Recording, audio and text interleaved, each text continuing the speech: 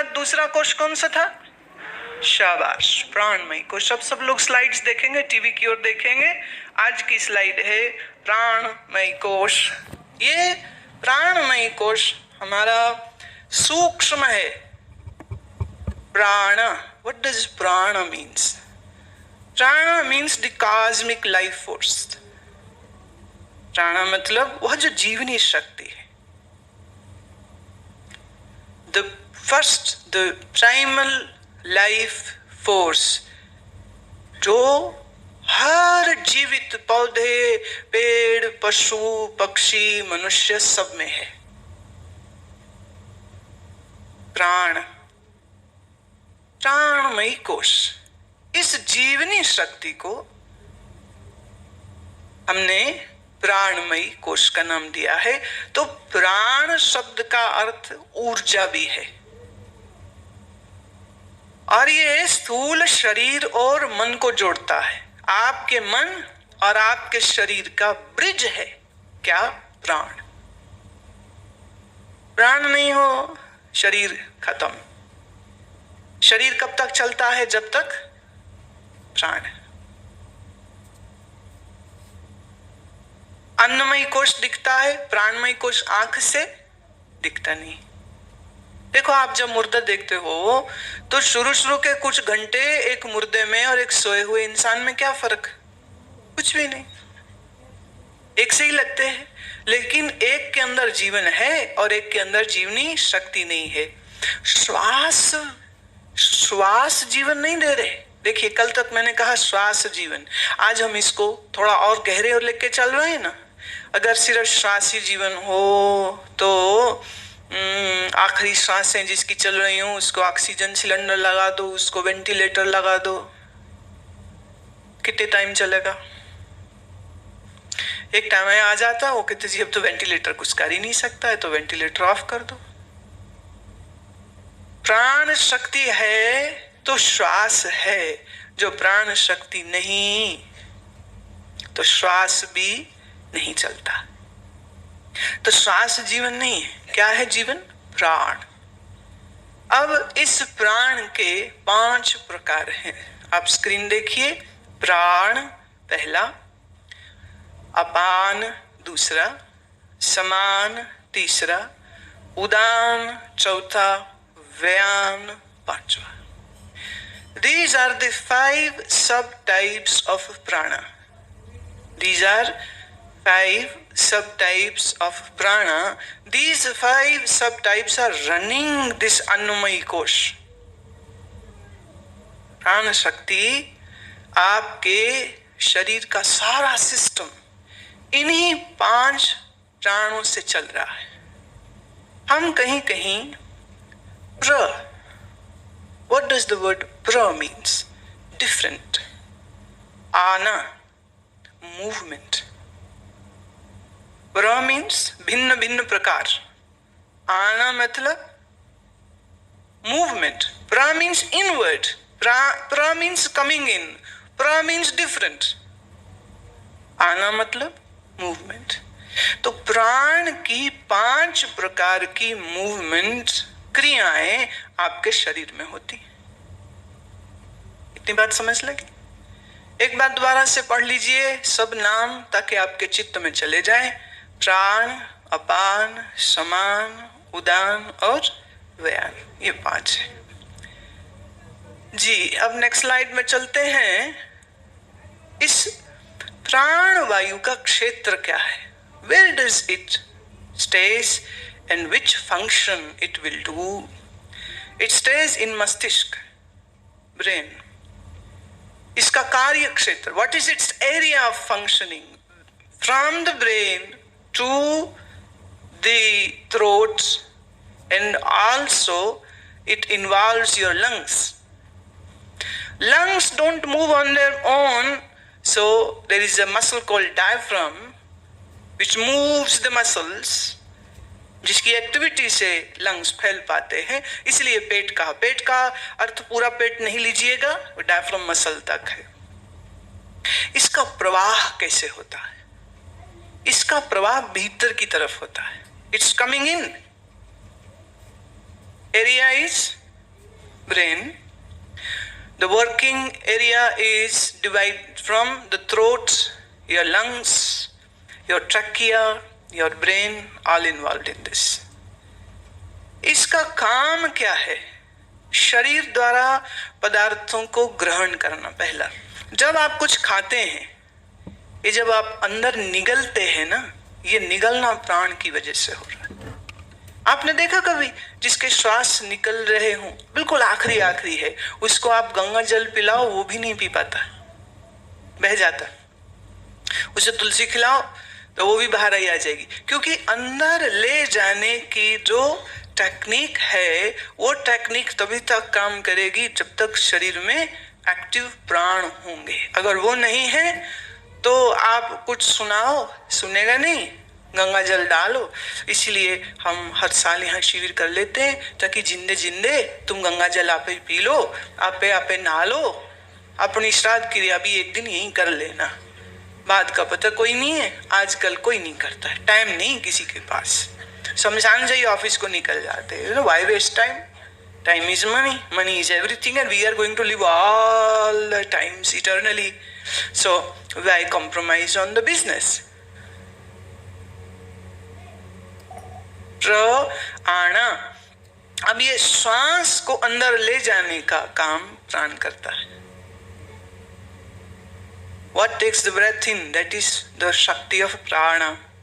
Now, संवेदनाओं और मानसिक अनुभवों को भी आप प्राण की वजह से ही करते हो। संवेदना मतलब ये जितने, देखिए, all your major four sense organs are in this part. Eyes are here, ears are here, smell power is here through the nose, taste power to taste is here on the tongue. So your four sense organs are here. So all perceptions are happening because of prana. If there is no prana, there is no perception. हमारी चार प्रमुख इंद्रियां यहाँ हैं और इनकी functioning हमारे प्राण की वजह से होती है। अभी सभी शारीरिक क्रियाओं को निर्देशित भी यही करता है। क्यों? सीट है ना ये। The brain is the master computer of your body. How many hormones, how many times you will blink, how many times you will breathe, it is all decided in the brain. And who is working to manage the brain? That is prana. अब अगर आपका प्राण ठीक से न चलता हो तो आपके नाड़ी संस्थान में अव्यवस्था आ जाएगी, डिसबैलेंस हो जाएगा। लेट्स से कौन कौन सी बीमारियां आ सकती? बहुत सारी भाई। मस्तिष्क से जुड़ी बीमारियां, चारों ज्ञानेंद्रिय, चारों सेंस ऑर्गन से जुड़ी बीमारियां, श्वसन से जुड़ी बीमारियां, ability to think, ability to perceive will all get compromised if the prana is not working properly. देखो, कईयों को हम बात समझाते उन्हें समझ ही नहीं आती। क्यों? प्राण अव्यवस्था में है। When the prana is not functioning properly, you cannot understand. You will be a dumb person who cannot understand anything.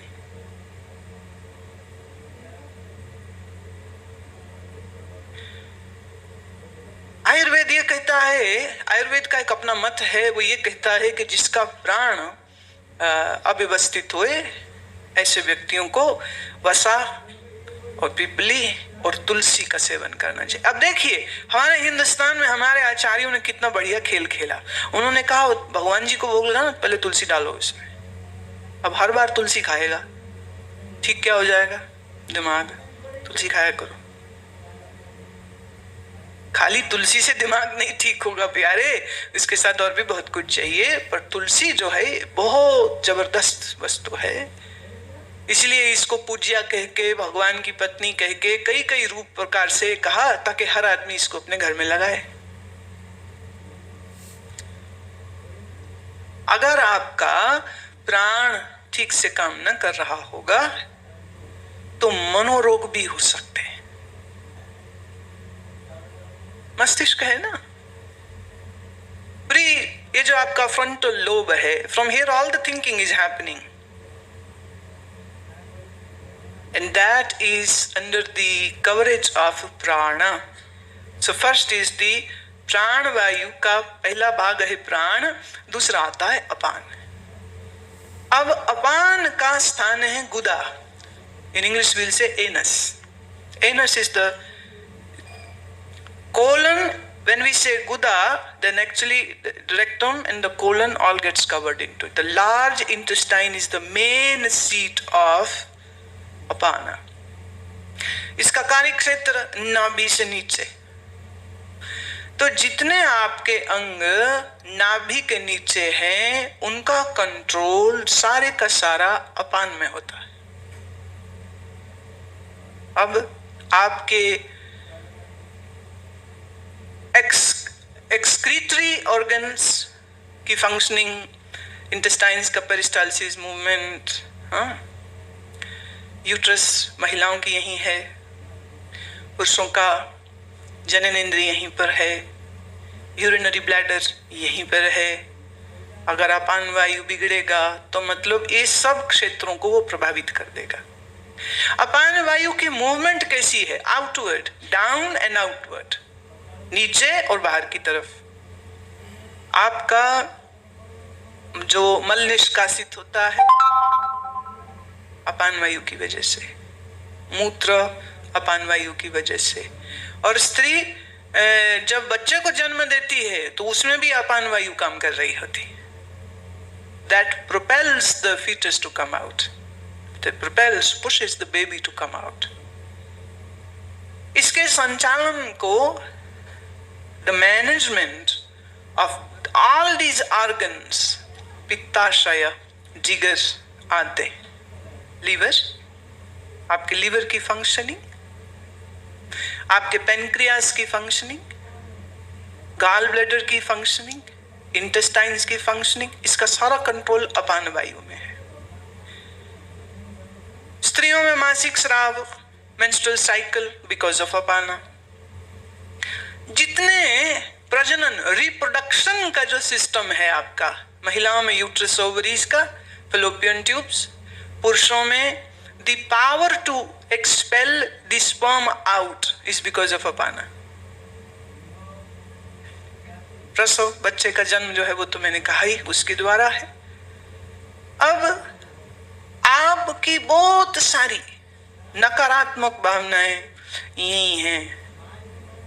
ऐसे समझिए, अगर आपके कब्ज रहती है तो उसकी वजह क्या है? आपकी अपान वायु ठीक काम नहीं। It should be moving downward and it is not moving downward. तो अंदर कब्ज हो गई, मल जमा हो गया।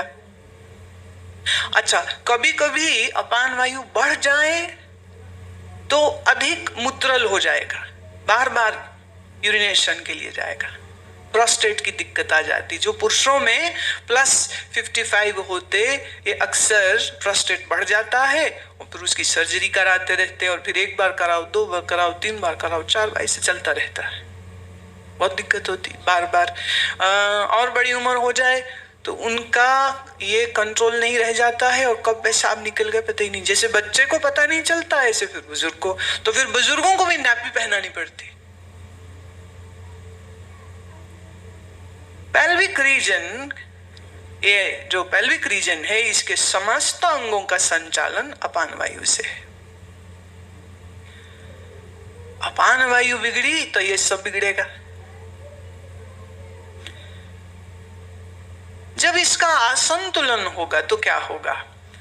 अब इसकी गति होनी चाहिए थी नीचे की ओर, असंतुलन हुआ, डिसबैलेंस ऑफ अपान वायु means now it will begin to move upward, and if it begins to move upward, then what will happen?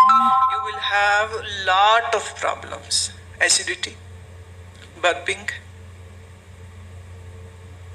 जो बड़े बड़े डकार बस है ना, दुनिया डरी जाती कई बार, होता है ऐसे। इतनी जोर से आता भाई, कंट्रोल ही नहीं होता। वो इतना वॉल्यूम खुला होता कि बच्चे डर जाते, क्या हुआ? बोले दादाजी डकार मारा। इतने जोर से कैसे चाकू मार दिया। नियंत्रण नहीं रहेगा। अच्छा, इसमें अपान वायु बिगड़ेगी तो मेंस्ट्रुअल साइकिल बिगड़ जाएगा, पीरियड या तो ज्यादा आएगा या तो बिल्कुल कम हो जाएगा। इसका मतलब ये भी है कि हार्मोनल इम्बैलेंस भी है इससे कनेक्टेड। जब अपान वायु गड़बड़ होएगी, अगर अधिक हो गई और विकृत हो गई, तो स्त्री कभी मां नहीं बन पाएगी। क्यों? इधर उसके बच्चा ठहरा, इधर बाहर गिर जाएगा, बार बार मिसकैरेज होते रहेंगे। ये अपान वायु की बिगड़। तो अपान वायु जब बिगड़ता है तो शरीर में रोग आते हैं। अब इस अपान वायु को ठीक करने के लिए देखिए, ये कॉन्सेप्ट ऑफ ये जो पंच प्राण का है, पंच वायु का है, ये कॉन्सेप्ट आयुर्वेद का है, हमारे योगियों का है। Modern medical science does not understand this at all. Now, how do we correct it? If I go with the Ayurveda, then Ayurveda uses many oils and many herbs to correct that.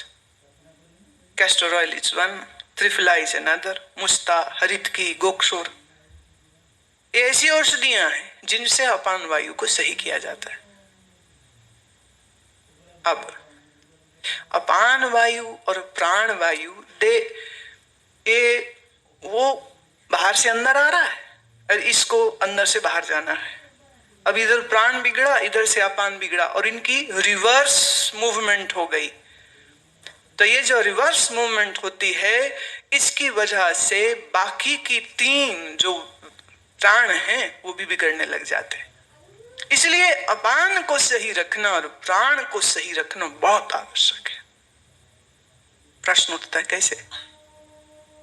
अब देखिए, अच्छा वैद्य ना हो जो नाड़ी देख के आपको बता सके कि क्या वायु बिगड़ी है तुम्हारी, खुद को तो पता चलता नहीं है।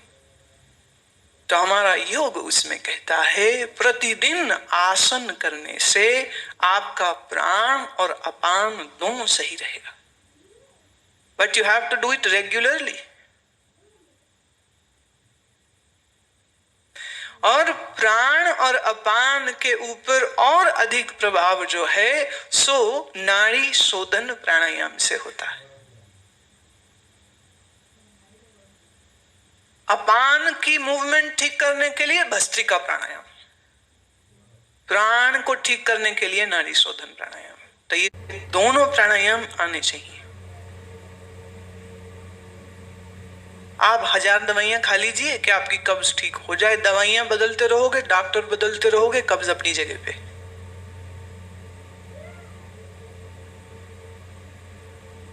कुछ आपके लाइफस्टाइल का भी दोष है, खान पान का भी दोष है, और आसन न करना और प्राणायाम न करना ये तो बहुत बड़ा कारण है ही। देखिए, आसन प्राणायाम ये आपका चॉइस नहीं है कि आप बनाओ या ना बनाओ। It is a compulsion. जीना है स्वस्थ, you have to do this. रोगी शरीर से तो साधना होएगी नहीं। और खाली तुम कहो हम तो वेदांत सुनते हैं, हम ऐसा क्यों करें? मत करो। वेदांत जाना खोपड़ी में, ये खोपड़ी जिस प्राण से चलनी है, जिस दिन ये प्राण अव्यवस्थित हो गया, मस्तिष्क की ठीक से नहीं चलेगा, सुना सुनाया वेदांत सारा भूल जाएगा। क्या करोगे फिर? और याद रहे, वेदांत का अधिकारी कौन है? इस विषय में सब ग्रंथ और शास्त्रों का एक ही मत है कि वेदांत को, ब्रह्म ज्ञान को वह सुन सकता है, वही एलिजिबल है जिसका शरीर निरोगी होवे, मन शांत होवे और अत्यंत प्राणवान व्यक्ति होना चाहिए। This is the criteria. This is the condition which is laid, and that condition has to be fulfilled. Next चलते हैं समान वायु. अगली स्लाइड देखिए. समान वायु, इसका स्थान है नाभि. कार्य क्षेत्र है मध्य का स्थान. प्राण और अपान के बीच का ये काम, ये जो बीच का क्षेत्र है समान का है, और इसकी ये परिधि से मध्य की ओर, from the periphery to the centre, it's movement is from the periphery. See, prana was outward to in, apana was down and out, and saman is from the periphery to the center. ये जो आपका नाभि है ना, this umbilicus cord, this is very important. Centre of your whole body, नाभि, ये क्षेत्र है समान का। अब ये क्या करता है? अब देखिए, नाम है समान। क्यों समान? ये प्राण और अपान दोनों का बैलेंस बना के रखता है। और खाए हुए भोजन का पोषक तत्व लेकर उसको शरीर में पहुंचाने का काम इसका। All the nutrients which you will eat through the food will be assimilated by the samana. If your samana vayu is not correct, then you may eat the best of food and yet you are unhealthy and sick. आपका खाना कोई गरीबों का खाना थोड़ी। बादाम खाते हो, घी खाते हो, बढ़िया बढ़िया परांठे खाते हो, दाल खाते हो, मिठाई खाते हो, लेकिन कितने लोग ये महसूस करते हैं कि शरीर में शक्ति नहीं है? कितने लोग ये महसूस करते हैं कि बड़ी कमजोरी सी महसूस होती है? कितने लोग थकान जल्दी महसूस करते हैं? कितने लोगों की टांगें ही दुखती रहती है? कारण, जो भोजन आप खा रहे हैं उसके पोषक तत्व आपके शरीर को पहुंचा ही नहीं रहे हैं। इधर मुंह से खा रहे हैं और गुदा से सब बाहर निकल रहा है, असिमिलेशन नहीं हो रहा है। Now, when the samana vayu will get disrupted, what will happen? Distension of stomach. पेट फूला रहेगा। इतना भी खा लिया, पेट फूला। और आमा जमा होती रहेगी। आमा माने टॉक्सिन्स, टॉक्सिन्स जमा होंगे। अपचन, digestion, indigestion will be there. Mala abarodh, meaning constipation will be there. Dasta lagna, it's extremity of the extreme of constipation would be different, and that is always in the diarrhea, हमेशा in loose motion। देखिए, अभी हमारे एक शिष्य है, उसको हमने कहा है, वो बोले उसको लव मैरिज हो गई है। लव मैरिज हो गई मतलब? इस सुबह तक तो ठीक ठाक था, अभी लव मैरिज कैसे हो गई? कह रहे मतलब loose motion, L loose emotion होगी मैरिज। लूज मोशन बोले तो गंदी सी बात लगती है ना। लव मैरिज हो गई उसकी। मैं चलो जल्दी तलाक हो जाएगा, कोई बात नहीं। ज्यादा देर इस फांदे में नहीं फंसेगा। संग्रहणी, संग्रहणी का इक्विवेलेंट वर्ड कोई अंग्रेजी में नहीं है, तो संग्रहणी has to be taken as संग्रहणी। संग्रहणी is an acute pain in the intestines. Spasms are happening, inflammation is happening, the inner lining of the intestines gets all eroded, and lot of ulcerations are happening, and person cannot even drink a spoonful of water, cannot even digest that, vomits and diarrhea, vomits and diarrhea। संग्रहणी हो जाए तो वमन होता रहेगा, diarrhoea होता रहेगा, डॉक्टरों के चक्कर में पड़ा रहेगा, और डॉक्टर अपनी दुकान चलाते रहेंगे, वो अमीर होते रहेंगे, संग्रहणी ठीक नहीं होगा, बंदा निरोगी नहीं होता, बड़ा कष्ट पाता है, बड़ा ही कष्ट पाता है। कारण इसका उसका समान वायु बिगड़ गया। अभी समान वायु को सुधारेगा कौन? फिर भस्त्रिका प्राणायाम। समान वायु को भस्त्रिका प्राणायाम। हालांकि इसके बाद के और भी कुछ एक हैं, they are advanced pranayama, but I will not mention about those because you are not even doing this what I am talking. So why should I mention about those? We are not ready. Ayurveda उसको कहता है इलायची, सौंफ और सौंठ। इसकी जो देखिए, अब मैंने बोल दिया इलायची, अब जाके बाजार से किलो इलायची लेके खा के ना बैठ जाना। गुरुजी बोला सौंठ खाओ, जो मेरी पेट फूलता है तो ठीक हो जाएगा। अरे भाई, ऐसे नहीं होता है। कितनी मात्रा? What should be the proportion? How should it be taken? Before food or after food? Before sleep or after sleep? Empty stomach? This is all decided by the Vaidya. Ayurveda की दवाई आप ओवर द काउंटर लेके खाने की कोशिश करेंगे तो नुकसान करेंगे। जैसे कि एलोपैथिक की मेडिसिन ओवर द काउंटर खाएंगे तो कष्ट होगा। वैद्य इसके बारे में निर्णय करता है कि क्या दे सकते हैं। नेक्स्ट लेते हैं उदान वायु। इसका स्थान है कंठ और कंठ के ऊपर के सभी अंग। इसका प्रवाह है ऊपर की ओर। उद उद आना, उद मैंने ऊपर की ओर आना। इसका संचालन कौन करे, कैसे, किस किस अंग का संचालन? तो नेत्र, कान, नाक, जीभ का नियंत्रण और श्वास को बाहर छोड़ना। श्वास भीतर ले गए, प्राण बाहर निकालेगा, Udana Udana, bringing it out. डकार, हिचकी, उबासी, ये सब क्रियाएं इसकी वजह से होती। अच्छा, जब ये गड़बड़ हो जाए, जीवन में उत्साह ही नहीं होगा, कुछ करने की इच्छा ही नहीं होगी, इच्छा क्या क्षमता ही नहीं होगी, दिक्कत हो गई। और जब इसका असंतुलन होगा तो अब श्वास को छोड़ने की अव्यवस्था हो जाएगी। You will not be exhaling correctly. हिचकी लगी रहेगी। तुमने देखा कई लोगों को हिचकी लग जाए, बंद ही नहीं होती उनकी। This is sign of a disrupted Udana. और आवाज भी गड़बड़ हो जाती है। उदान वायु जब अच्छी ना हो तो आदमी की वाणी में कुछ प्रभाव नहीं रह जाएगा, ओज नहीं रह जाएगा। अच्छा, जो लोग हकलाते हैं, अटक अटक के बोलते हैं या बोलने में ही अटक जाते, मैंने एक ही शब्द और निकलता ही नहीं बाहर, ये उदान वायु के बिगड़ने की वजह से होता है।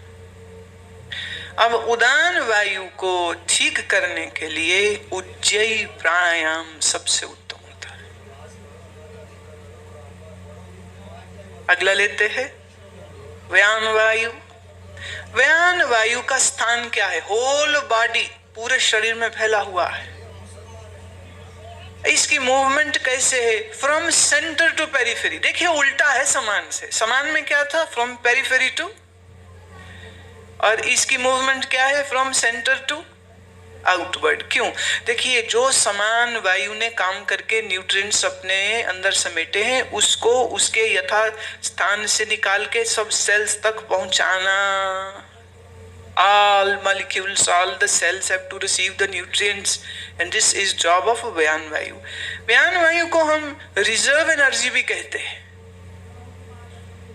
इस संचालन और नियंत्रण किसका करते हैं? जो भोजन आप खाते हैं, जो पानी पीते हैं, ऑक्सीजन पूरे शरीर में कैसे पहुंचना, ऊर्जा का वितरण, और प्राणों को, ये जो 4 प्राण थे, प्राण, अपान, उदान और इस समान, इन चारों प्राणों को फंक्शन करने का सपोर्ट जो है वो व्यान वायु से आता है।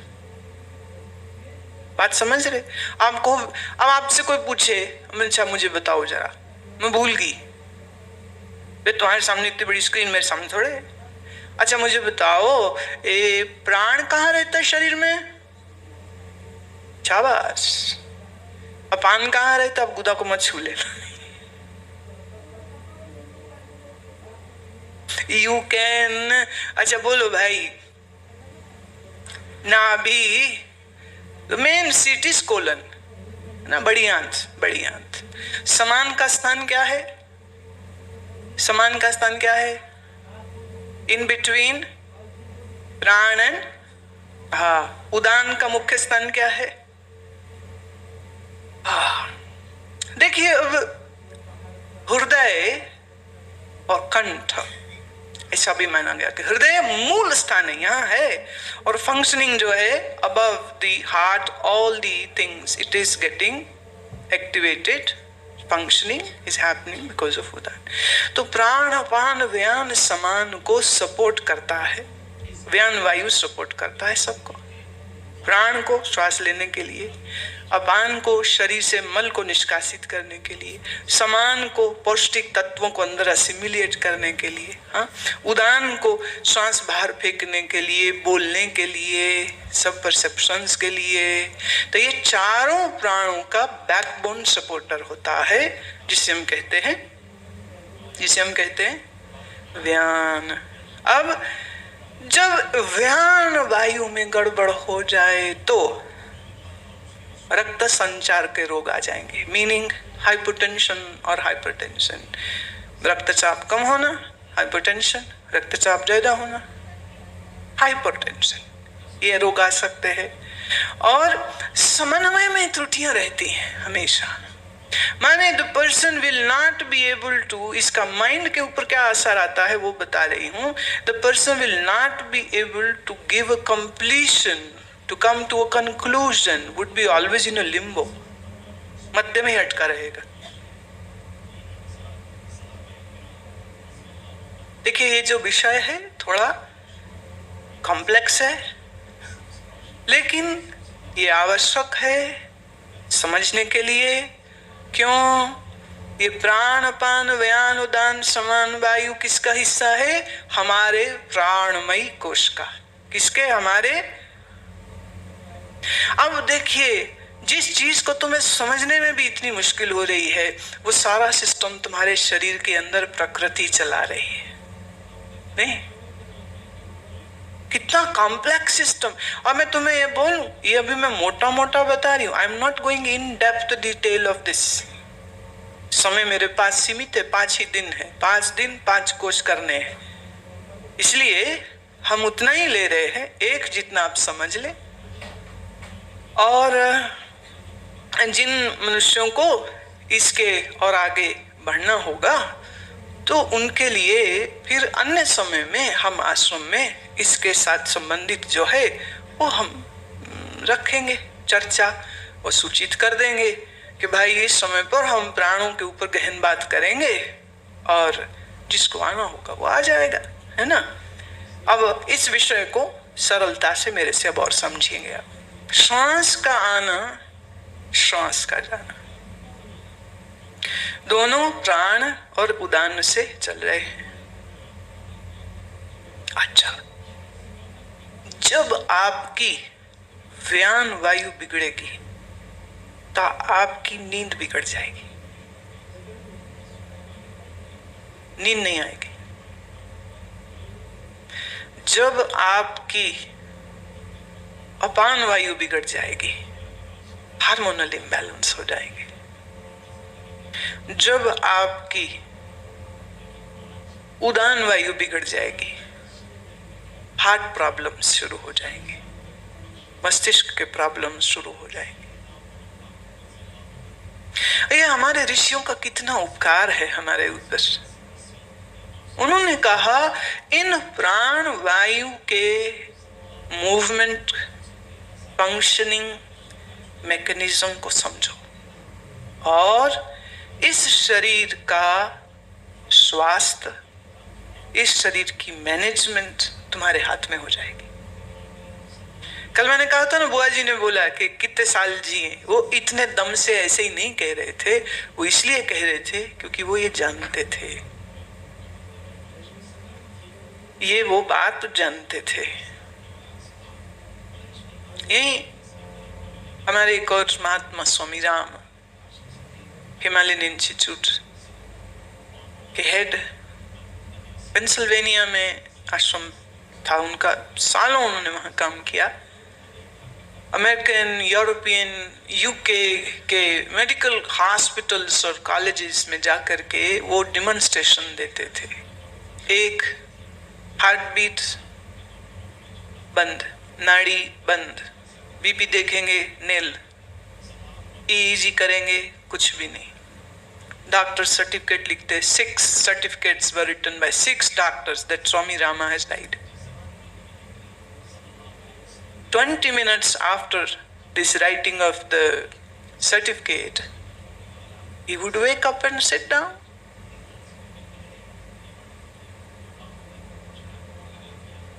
कैसे?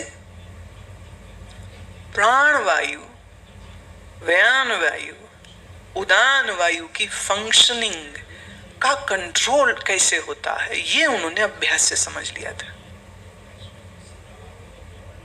बहुत सारे चीजें जिनको आप चमत्कार समझते हैं ना, वो चमत्कार नहीं, वो उनकी प्राण शक्ति का ही कारनामा होता है। जैसे महात्मा किसी के मन की बात जान लेते हैं, कैसे? उनके प्राण इतने ऊर्जामयी हैं, जैसे आपके कान कम फ्रीक्वेंसी के साउंड को नहीं सुन पाते। हाँ, बहुत कम फ्रीक्वेंसी के साउंड होगा तो सुनाई नहीं देगा, लेकिन चमगादड़, बैट, वो सुन सकता है। एक फ्रीक्वेंसी तक कुत्ता भी सुन लेता है। मनुष्य बहुत कम होगा, नहीं सुन पाएगा। योग के अभ्यास से वो अपनी प्राण शक्ति को इतना विकसित कर लेते हैं, उनका मस्तिष्क इतना विकसित, उनकी चेतना इतनी विकसित कि जो ब्रेन की फंक्शनिंग है वो इतने ऊंचे तल तक पहुंच जाती है, तुम्हें तुम्हारे ही मन की खबर नहीं होती कि मन क्या क्या सोच रहा है, और वह आपके मन की भी खबर रख लेते। Why?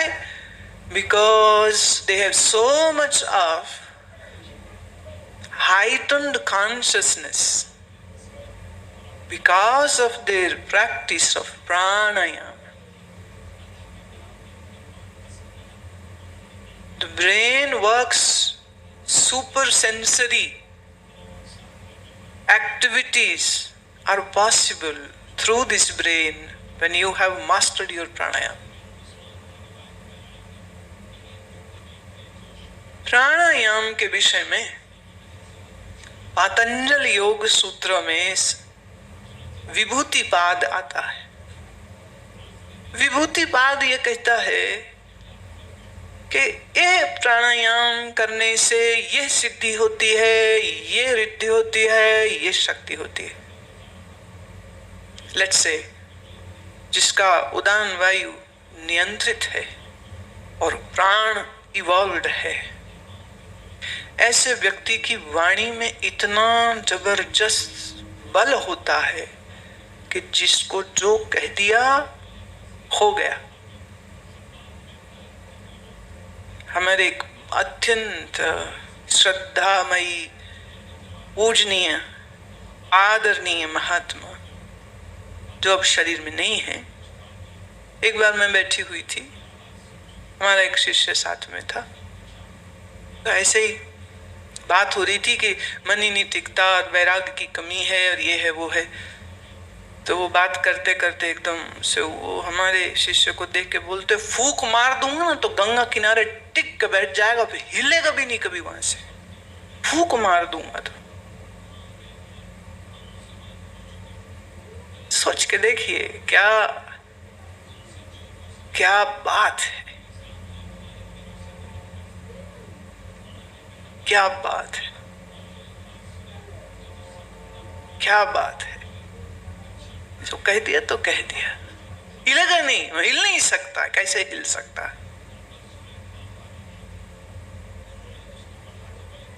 ये सब उनकी उन्नत इवॉल्व्ड प्राण शक्ति की वजह से होता है।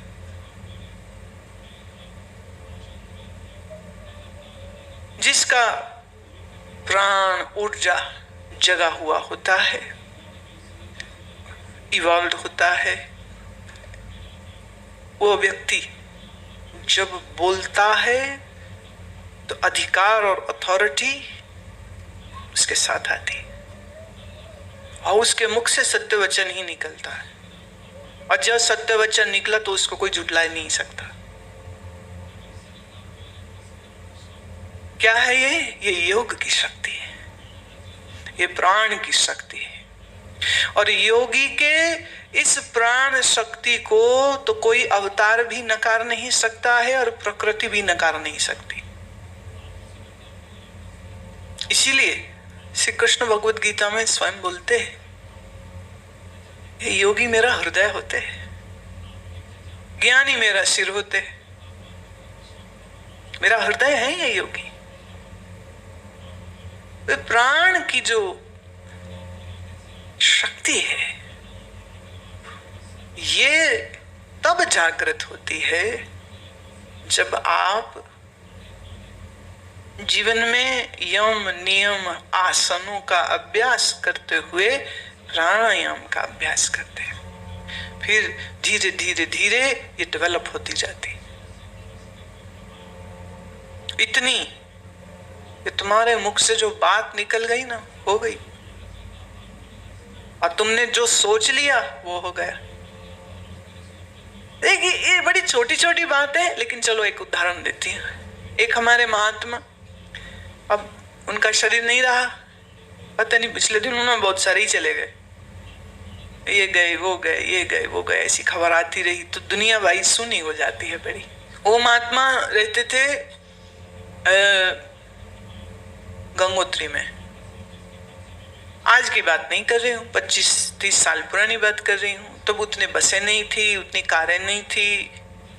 तो वहां एक दिन क्या है, सब्जी खत्म हो गई। तो उनकी शिष्या ने कहा, महाराज कल बनाने को तो कोई सब्जी नहीं है, कहो तो राजमा भिगो दे।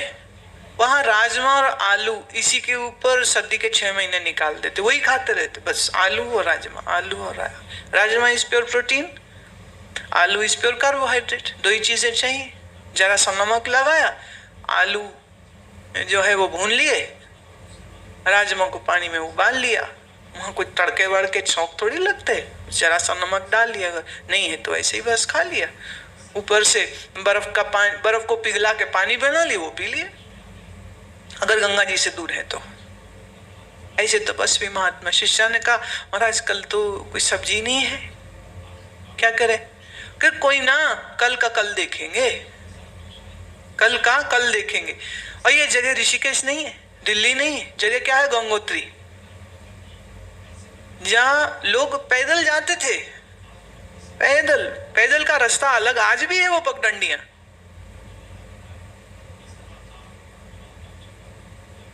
वो अपनी गुफा में गए विश्राम करने। जब गुफा से बाहर आए तो उनके कमरे के बाहर इतनी बड़ी बोरी पड़ी हुई थी, वो बोरी पूरी सब्जी से भरी हुई थी। स्वामी जी ने कहा, ये कहां से आई? बोले शिवानंद आश्रम से कोई साधु आए थे, बोले महाराज तो विश्राम कर रहे हैं तो हम उनको तो परेशान नहीं करेंगे, तो ये सब्जी लाए हैं, थोड़ी सी ये सब्जी लाए हैं, तो लीजिए। महात्मा मस्त है, महात्मा फक्कड़ है, ये नहीं कि वो मरे जा रहे हैं कि सब्जी आएगी तो खाएंगे। बोले जा देखेंगे कल की कल। अरे कल आने नहीं दी प्रकृति ने, वहां कोई मंडी नहीं, कोई दुकान नहीं, कोई बाजार नहीं, पूरी बोरी भर के सब्जी के आ गई। सर्दी के दिन थे। देखो बहुत सारी बातें हैं ना, अब हम कहने लगे तो हम तो रात भर यही सुनाते रह जाएंगे। सर्दी के दिन थे, ये खंडानंद सरस्वती जी महाराज की बात सुना रही। बोले सर्दी के दिन थे, एक महात्मा का दर्शन करने 8 मील पैदल चल के गए। बैठे बैठे मन में ख्याल आया, आम, अब देखो मन है ना, सर्दी में आम, मन में आम का विचार आया। तो जिन महात्मा के गए थे वो महात्मा को बाबा बुलाते थे। बाबा बोले, अरे अरे अरे आ जाओ, टोकरी आ गई, लाओ लाओ लाओ, ये सारे आम शांतनु को खिलाओ। उनका सन्यास से पूर्व का नाम शांतनु था। बोले सारे आम ना ये शांतनु को दे दो, इसको खिलाओ आम। पूरी टोकरी उनके आगे रख दी गई। हम कह रहे हम बड़े हैरान, सर्दी का मौसम, आम आया कहां से, ये भी बड़ी हैरानी। और फिर ठीक इधर सोचा, इधर आ गए, ये कैसे हुआ? बोले, वो बाबा बोले खाओ खाओ खाओ बेटा, आम बड़े मीठे, खाओ खाओ खाओ आम। कोल्ड स्टोर का कोई टाइम नहीं है। अब बाबा ने 2 बार बोला तो उन्होंने आम खाए, और हम आम खा रहे हैं, बड़े मजे से खा रहे हैं, और आम से पूरा ऐसा अंदर गुदा मुंह में भरा हुआ है। तो बाबा बोले, तुम्हें ब्रह्मानंद थोड़ी चाहिए, आम ही चाहिए, खाओ। ब्रह्मानंद थोड़ी चाहिए तुमको, आम चाहिए। वो कहते हैं कि मुंह में आम भरा हुआ है, मैं तो घूंट ना भर सका, ना बाहर निकाल सकूं, और आम मुंह में है, गुठली हाथ में है, टोकरी भर के आम सामने है। बोले इतनी लज्जा आई, इतनी शर्म आई, इतनी शर्म आई कि रे मनी राम कहाँ आया 8 मील पैदल चल के कि महात्मा जी का सत्संग करेंगे और यहाँ बैठ के मुआ मन आम याद कर रहा है। बोले खाओ, तुम्हें ब्रह्मानंद नहीं चाहिए, आम चाहिए, खाओ आम। और देखिए ये भी महात्माओं की क्या ईमानदारी है कि अपने जीवन की गलतियों को, भूलों को कितनी सहजता से बता देते, छुपाते ही कुछ नहीं। आम दुनियादार लोग गलती छोटी हो या बड़ी छुपाते ही रहते, छुपाते ही रहते, छुपा। और महात्मा देखिए कितने बड़े हृदय के होते, अपनी गलतियों को सार्वजनिक रूप से बोलते हैं। और ये भी मालूम है कि कल किताब छपेगी तो किताब कितने लोग पढ़ेंगे, लेकिन अहंकार नहीं है। और ये बात कहने में संकोच भी नहीं है। कुछ सीखिए उनकी नम्रता से। इंसान झूठा होता है, ईमानदार होने का दावा करता है। बेईमान होता है, ईमानदार होने का दावा करता है। भोगी होता है, योगी होने का दावा करता है। और यहाँ इतनी सी भी भूल हुई जीवन में तो वो कहते हैं क्यों। देखिए वो हम लोगों का बड़ा उपकार करते हैं, बड़ा उपकार सोचते हैं कि ये लोग अपनी गलतियों को याद करके दुखी ना हो, तो चलो हम अपनी 1000 गलतियां सुना देते हैं इनको। सुनो ये हमने ये सब कांड किए, सुनो हमने ये सब काम किए, ताकि सामने वाले जो सुनने वाले श्रोता है, शिष्य है, साधक है, उनके अंदर कमतरी का एहसास, इंफीरियरिटी कॉम्प्लेक्स नहीं आ जाए।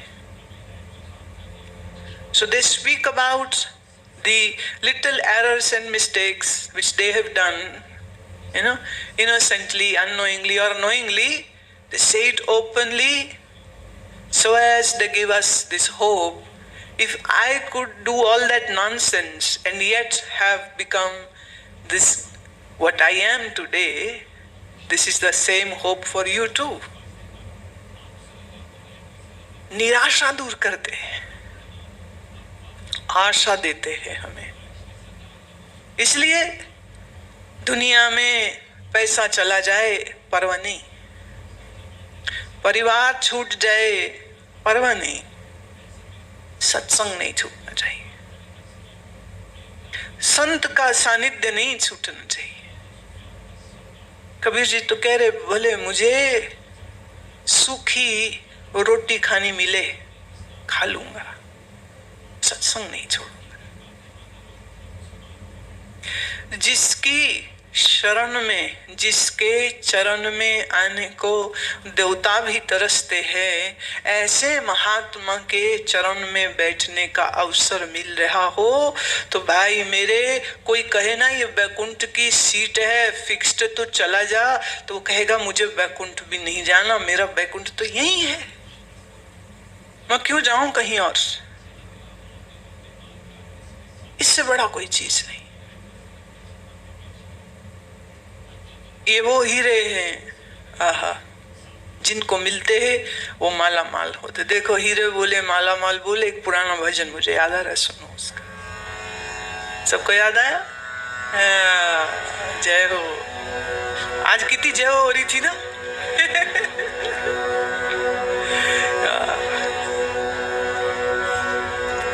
हरि नाम के हीरे मोती मैं बिखरावा गली गली, ले लो रे कोई राम का प्यारा शोर मचावा गली गली। हरि नाम के हीरे मैं बिखरावा गली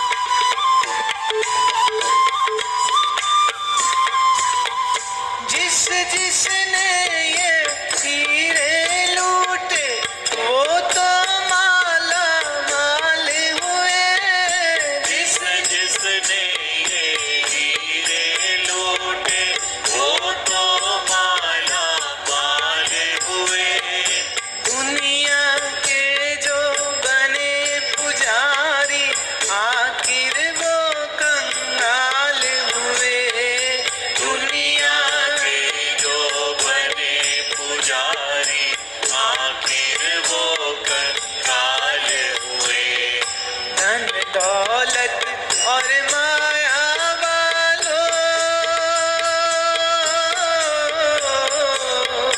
धन दौलत और माया वालों, मैं समझावा गली गली, ले लो रे कोई राम का प्यारा, शोर मचावा गली गली, हरि नाम के हीरे मोती, मैं बिखरावा गली गली, ले लो रे कोई राम का प्यारा, शोर मचावा गली गली, ले लो रे कोई राम का प्यारा, शोर मचावा गली गली, ले लो रे कोई राम का प्यारा, शोर मचावा गली गली, हरि नाम के हीरे मोती, मैं बिखरावा गली गली, ले लो रे कोई राम का प्यारा, शोर मचावा गली गली, ले लो रे कोई राम का प्यारा, शोर मचावा गली गली, ले लो रे कोई राम का प्यारा, शोर मचावा गली गली।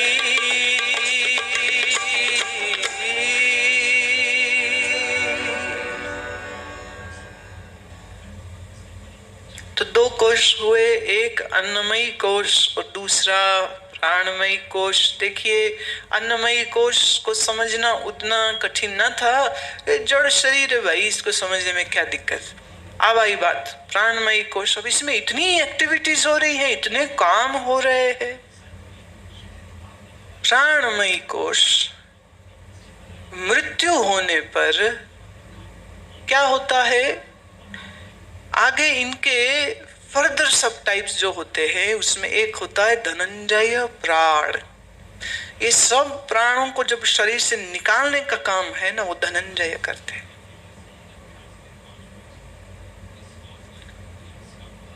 प्राणमयी कोश वही है, बदलता नहीं है। अन्नमयी कोश बदलता है। तो मृत्यु होने में सिर्फ ये पांचवी लेयर अन्नमयी कोश की टूटती है, प्राणमयी कोश बना रहता है, और बाकी तीन कोश बने रहते हैं। वो बाद में बताएंगे वो क्या है, कैसे है। प्राणमयी कोश लिंक है अन्नमयी कोश और मनोमय विज्ञान में और आनंद में। It's a link, it's a bridge. तो जब तक प्राण है तब तक ये शरीर चलता है। जहां प्राणमयी कोश संकुचित हुए, ऐसे जैसे एक रोबोट हो या बिजली से चलने वाला कोई डॉल हो, बिजली आ रही है, डॉल चल रही है, या तुम्हारा कंप्यूटर चल रहा है, बिजली ऑफ हो गई, अब कंप्यूटर पड़ा है लेकिन किसी काम का नहीं, डब्बा हो गया अब तो ये शरीर तब तक चलता है जब तक प्राणमयी कोश वहां पर है। अब ये प्राणमयी कोश जो है, इसका ज्ञान प्राप्त करना, इसका मैकेनिज्म को समझना इंटेलेक्चुअली नहीं हो सकता। आपको एक स्थान पर बैठकर इन प्राणों के फंक्शनिंग को ऑब्जर्व करना पड़ता है। उसका मैं प्रवचन देख के तुमको ज्ञान नहीं करा सकती, मैंने पॉइंटर्स दिए, but you have to sit down, close your eyes, like a tortoise retracts his body within the shell. Similarly, your senses have to be retracted and brought inward, and then you work on the observing of your prana movement. Is a different movement हो रही। इसके लिए सिर्फ अभ्यास और अभ्यास और अभ्यास। अभ्यास के अलावा इसका और कोई तरीका नहीं। टू आइडेंटिफाई कैसे चलता है, क्या शक्ति है जो श्वास को अंदर खींच रही, क्या शक्ति है जो श्वास को बाहर ला रही है, क्या शक्ति है जो हृदय के धड़कन, खून का चलना, खाए पिए भोजन का पचना, वेस्ट का शरीर से बाहर निकलना, पौष्टिक तत्व का शरीर में समाहन, ये सब कर रहा है। आपकी नाड़ी गति क्या है, ये सब प्राण से रिलेटेड। और इन प्राणों को जानने और समझने के लिए बैठने की आवश्यकता है। अब अगर घुटने दुखते हैं, कमर दुखती तो बैठ ही नहीं पाओगे, तो बैठ पाए और घुटना और कमर दुख न दे तो उसके लिए आसन अभ्यास आ जाता है।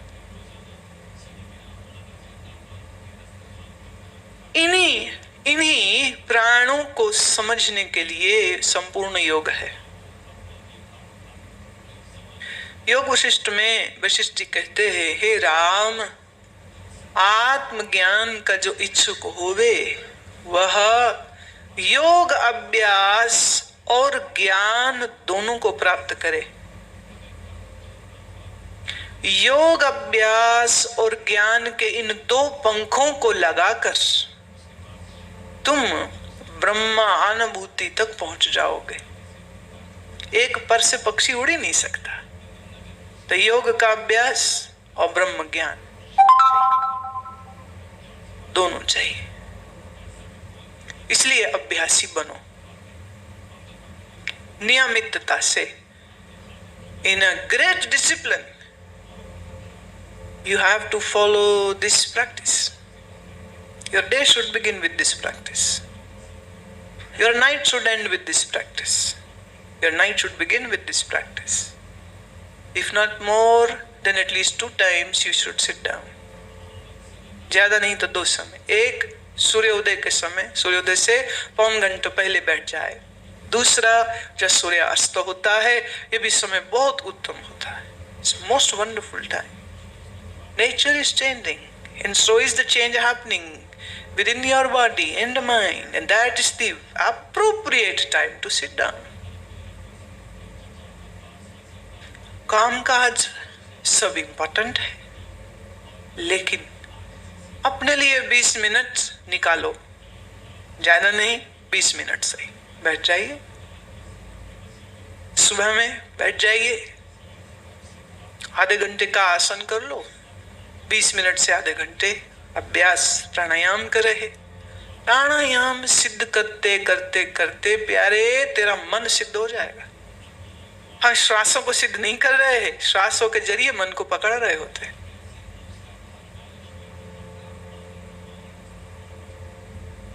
हाँ, ये बड़ी कीमती बात है।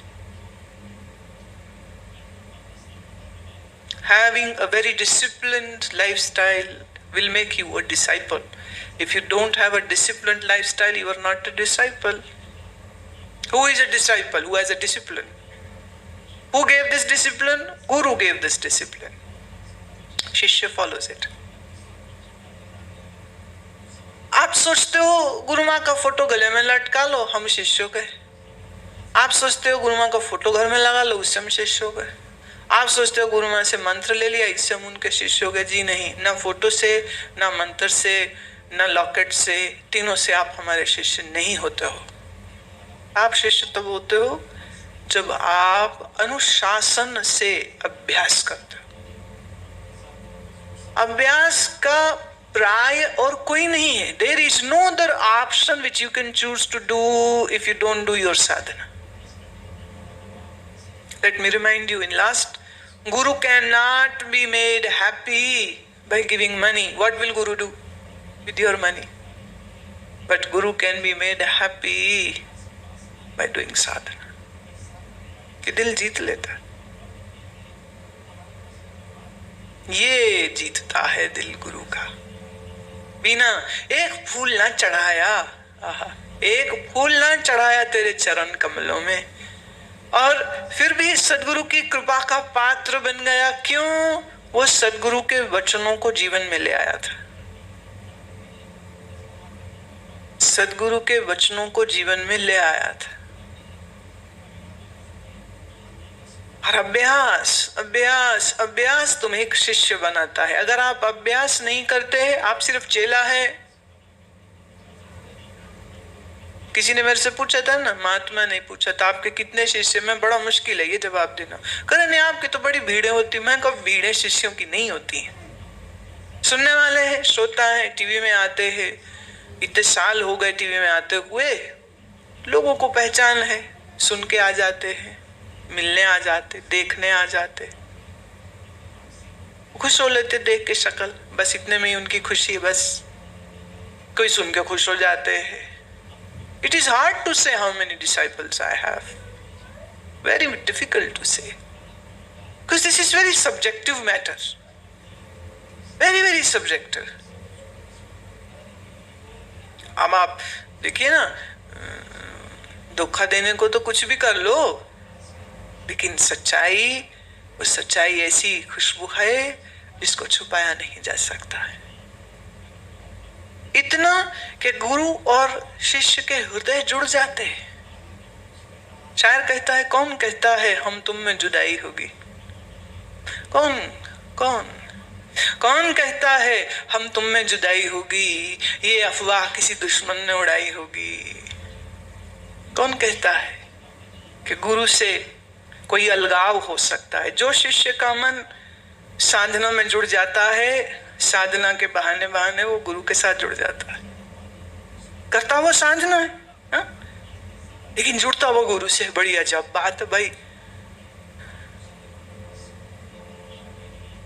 कुछ यूं जुड़ गए हैं हम अपने साहिब से, कुछ यूं जुड़ गए हैं हम अपने साहिब से, दिल यहां धड़का, शोर वहां हो जाता है। दिल यहां धड़का और शोर वहां हो जाता है। ये है शक्ति, ये है साधना की, ये है शक्ति साधना की। ये जो साधना है ना, ये इतनी जोर से गुरु और शिष्य को जोड़ देते हैं कि एक समय ये आ जाता है, देखता हूं अपना मुखड़ा और तू दिखता है। देखता हूं अपना मुखड़ा और तू दिखता है, सोचता हूं तुझको और रब दिखता है। सोचता हूं तुझको और रब दिखता है। और देख देख, तू भी जरा चांद की तरफ देख। देख देख, तू भी जरा चांद की तरफ देख, कि वहीं जाके नैना लड़ जाएंगे, कि वहीं जाके ये नजरें लड़ जाएंगी। देख देख, तू भी चांद की तरफ देख। और दूसरा कहता है, हम क्यों देखे चांद को आसमान पे? हम क्यों देखे चांद को आसमान पर, कि हमारा चांद तो खुद जमीन पे उतर आया है। क्या बात है ना, ये साधना का है, ये शिष्यत्व और गुरु तत्व के मिलाप की बात है। दूरी नहीं होती। जो साधना करता है ना, वो साधना करते करते करते करते गुरु रूप हो जाता है। और फिर गुरु बाहर और दूसरा कहाँ रह जाता है? गुरु फिर आप ही आप हो जाता है। और जब आप हो गया तो अब ना दूरी है, अब ना देरी है, फिर तो बात ही खत्म हो गई। ये कब होता है? जब आप साधना करते हैं। अगर आप साधना नहीं करते हैं तो गुरु कहीं और तुम कहीं और, तुम फंसे रहते हो मोह ममता के जाल में। और गुरु तो अपनी मस्ती में जी के एक दिन शरीर छोड़ जाएगा। फिर कहते रहना कहानियां, हमारे गुरु ऐसे होते थे, हमारे गुरु वैसे होते थे। प्रश्न ये उठता है, गुरु को मिलके तुम कैसे बने?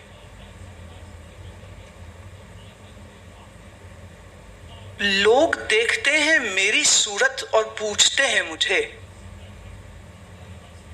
लोग देखते हैं मेरी सूरत और पूछते हैं मुझे, क्या हुआ तुझको, तेरी तो सूरत बदल गई। क्या हुआ तुझको, तेरी तो सूरत बदल गई। हमने कहा, जनाब सूरत क्या देखते हो और क्या पूछते हो, यहां तो सीरत ही बदल गई। सूरत क्या कहते हो, तुम ऐसे तो नहीं थे, तुम ऐसे नहीं थे। और सवाल यह है कि अगर उसको मिलके सूरत और सीरत दोनों ना बदले तो क्या बदला, फिर बोलो। अगर वही के वही रह गए और कुछ बदला ही नहीं तो फिर क्या मतलब क्या रह गया फिर। अब कभी कभी कोई माता मिलती है ना तो शुरू हो जाती है अपना राग गोडे बड़े दुख दे और बड़ा हुंदा मैं कदी सोन भी लिया कर। एक बोली ब्लूड उत्ते थल्ले हो जाता है, ब्लड प्रेशर ब्लूड ऊपर थल्ले हो जाता है।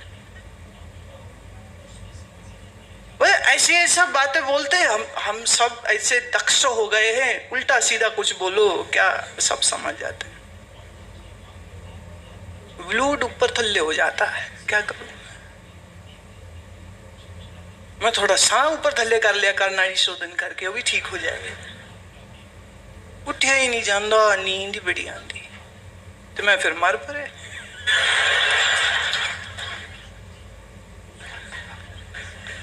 क्या बोलूं और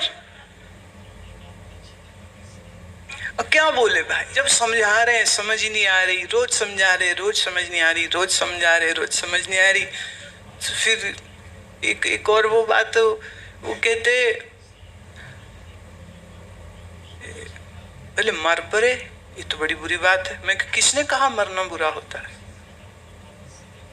किसने कहा मरना बुरा, मरना तो बड़ी अच्छी बात होती। कबीर हाँ मरने का चाव है, मरो तो हर के द्वार, मत कोई पूछे कौन है पड़ा हमारे बार। कौन कहता मरना बुरी बात है, तो मर पड़े मतलब हरि के द्वार मरना सीख। कब तक जिएगी, कब तक जिएगी, इसी तरह रोते रोते रोते गिड़गिड़ाते पीड़ा में दुख में काहे। प्राण वायु जब बिगड़ी हुई होगी तो ऐसे ही होगा, हाथ पैर कांपते, मन में डर, मन में शोक। उदान वायु बिगड़ी होगी तो बात बात पे दिल धड़क जाएगा, बात बात पे डर आ जाएगा, बात बात पे भय आ जाएगा। तो यही उदान वायु और अधिक बिगड़ जाए तो मेंटल डिजीज स्किज़ोफ्रेनिया पॉसिबल। अपान वायु बिगड़े तो देखिए, अपान बिगड़े ना तो बाकी चार बिगड़ने में समय नहीं लगता। और ये सब नियंत्रण आप सहजता से अपने जीवन में ला सकते हैं अगर आप ठीक से अभ्यास करते हैं तो महात्मा लोग कहते हैं सुनना अगर 1 गुना तो अभ्यास लाख गुना होना चाहिए। ये ना हो कि सुनता तो है लाख गुना और अभ्यास 1 गुना भी नहीं। गुना माने percentage. If you listen 1%, then your abhyasa, spiritual practice, should be 1000 times more.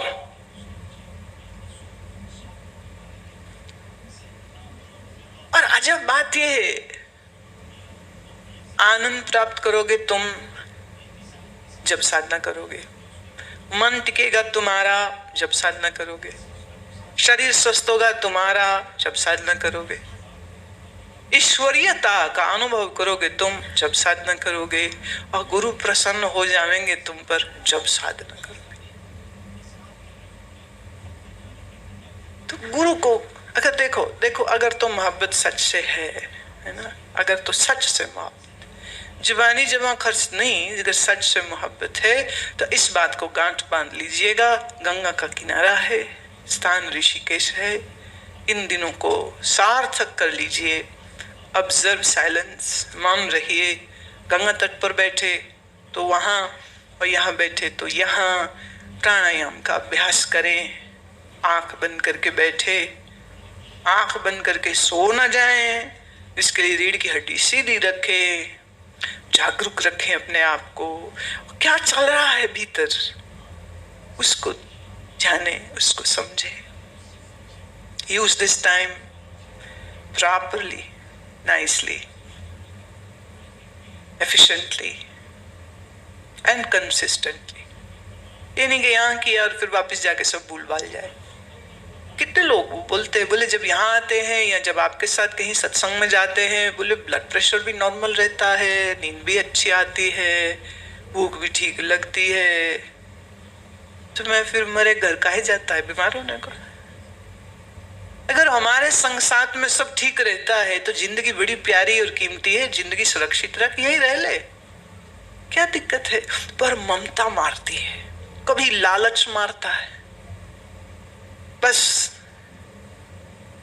ऐसे घोड़े दौड़ाता है ना ये मन, जो छोड़ना था वो पकड़ लेता है, जो पकड़ना है वो छोड़ देता है। इसी के साथ वाणी को विश्राम, शेष चर्चा कल को होगी। ओम।